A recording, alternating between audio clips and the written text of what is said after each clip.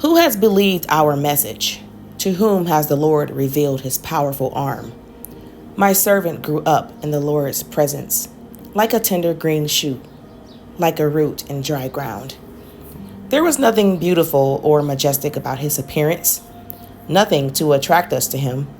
He was despised and rejected, a man of sorrows, acquainted with deepest grief. We turned our backs on him and looked the other way.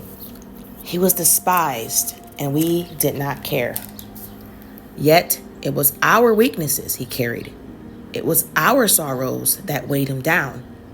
And we thought his troubles were a punishment from God, a punishment for his own sins. But he was pierced for our rebellion, crushed for our sins.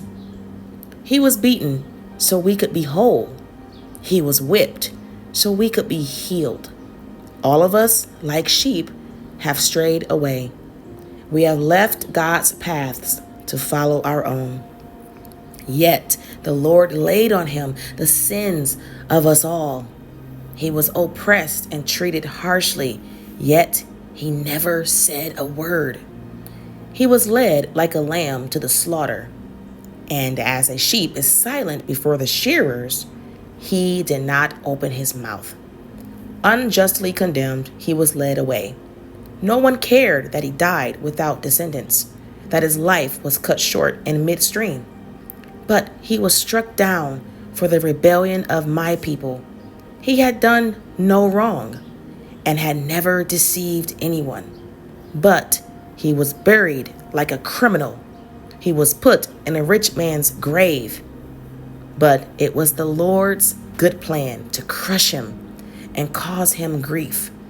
Yet, when his life is made an offering for sin, he will have many descendants. He will enjoy a long life, and the Lord's good plan will prosper in his hands. When he sees all that is accomplished by his anguish, he will be satisfied. And because of his experience, my righteous servant will make it possible for many to be counted righteous, for he will bear all their sins. I will give him the honors of a victorious soldier because he exposed himself to death. He was counted among the rebels. He bore the sins of many and interceded for rebels.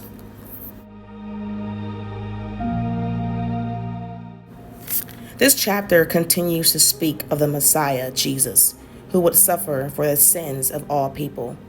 Such a prophecy is astounding. Who would believe that God would choose to save the world through a humble, suffering servant rather than a glorious king? The idea goes against human understanding and worldly visions of success. But God often works in ways we don't expect.